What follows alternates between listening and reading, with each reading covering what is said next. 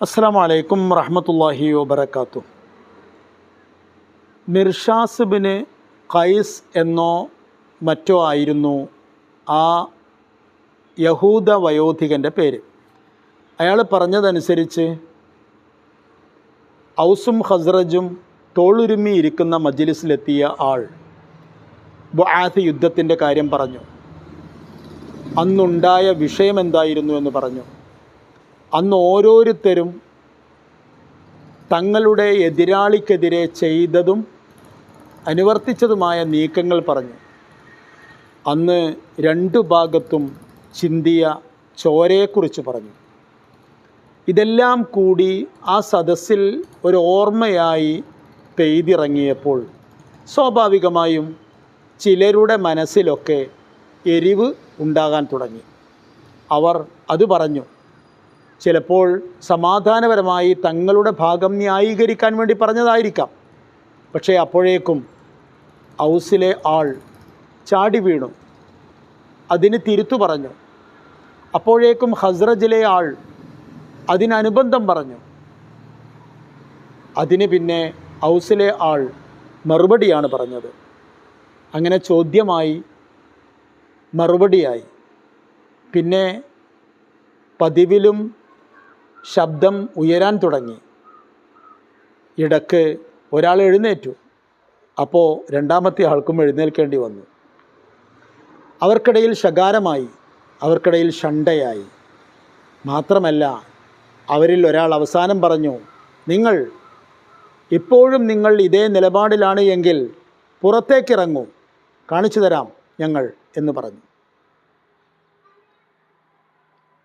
അത് കേട്ടപ്പോൾ നേരെ എതിർഭാഗത്ത് നിൽക്കുന്ന ആൾ പറഞ്ഞു, എങ്കിൽ നമുക്ക് നോക്കാം. അങ്ങനെ വളരെ ചെറിയ സമയത്തിനുള്ളിൽ ആ വിഷയം ഒരു യുദ്ധത്തിൻ്റെ വക്കിലെത്തി. അവർ ഏറ്റുമുട്ടാൻ പോവുകയായിരുന്നു. രണ്ടുപേരും തങ്ങളുടെ യുദ്ധത്തിൻ്റെ വാളുകളിലേക്ക്, ആയുധങ്ങളിലേക്ക് കൈകൾ നീട്ടാനിരിക്കുകയായിരുന്നു. അപ്പോഴേക്കും ഭാഗ്യവശാൽ ഈ വാർത്ത അള്ളാഹുവിൻ്റെ റസൂലിൻ്റെ മുമ്പിലെത്തി. മഹാനായ റസൂലുള്ളാഹി സ്വല്ലല്ലാഹു അലൈഹി വസല്ലം തങ്ങൾ ഉടൻ പാഞ്ഞെത്തി. കാരണം അനുരജ്ഞനമുണ്ടാക്കിയ പ്രയാസം, വേദന, അത് സഹിച്ചത് നബിയാണ്.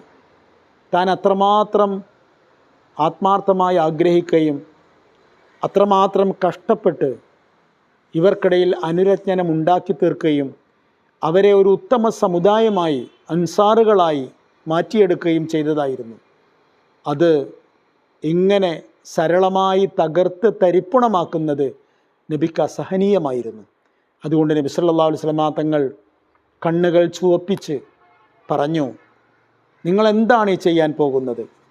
നിങ്ങൾക്കെന്ത് പറ്റി?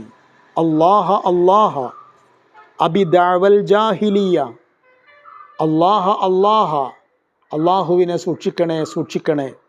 അബിദഅവൽ ജാഹിലിയ, ജാഹിലിയത്തിൻ്റെ വാദത്തിലേക്കാണോ നിങ്ങൾ തിരിച്ചു പോകുന്നത്?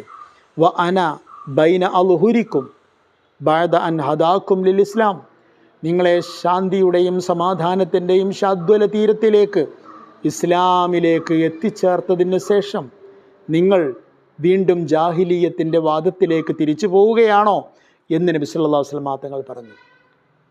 മഹാനായ നബി സല്ലല്ലാഹു അലൈഹി വസല്ലം തങ്ങൾ ആരെയും ആകർഷിക്കുന്ന ഒരു വ്യക്തിത്വമായിരുന്നു. മഹാനായ നബി സംസാരിക്കാൻ തുടങ്ങിയാൽ ആ വാക്കുകളുടെ മുമ്പിൽ എല്ലാവരും പിടിച്ചു നിർത്തിയതുപോലെ നിന്നു പോകും. അങ്ങനെ പരസ്പരം മുട്ടാനിരിക്കുന്ന ഔസും ഖസ്റജും കുടുംബങ്ങളുടെ പ്രതിനിധികൾ അവരും ഒരു നിമിഷം ആലോചിച്ചു. ആ ആലോചന പെട്ടെന്ന് തന്നെ തിരിച്ചറിവായി ഭവിച്ചു. അവർക്ക് മനസ്സിലായി, നമ്മൾ സന്തോഷത്തോടെ സംസാരിച്ചിരിക്കുകയായിരുന്നു.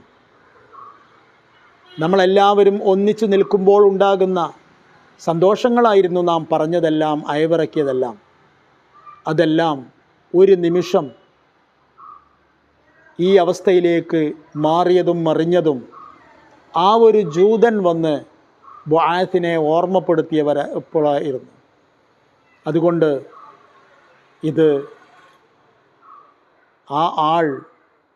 അയാൾ നമ്മെ നശിപ്പിക്കാൻ വന്ന ശൈത്താനായിരുന്നു തിരിച്ചറിഞ്ഞു. അവരെല്ലാവരും മഹാനായ നബി സല്ലല്ലാഹു അലൈഹി വസല്ലമ തങ്ങളോട് മാപ്പ് പറഞ്ഞു, ഖേദം പറഞ്ഞു. മാത്രമല്ല രണ്ട് വിഭാഗവും ആത്മാർത്ഥമായി ആശ്ലേഷിച്ചുകൊണ്ടാണ് അവിടെ നിന്ന് പിരിഞ്ഞത്. ഇത് ഒരു ഉദാഹരണം. ഇതിന് സമാനമായ ചെറുതും വലുതുമായ സംഭവങ്ങൾ ബദർ യുദ്ധം നടക്കുന്നതിന് മുമ്പ് മദീനയിൽ നടക്കുന്നുണ്ടായിരുന്നു. ആ സംഭവങ്ങളുടെയൊക്കെ തന്നെയും ആത്യന്തികമായ ഉദ്ദേശ്യം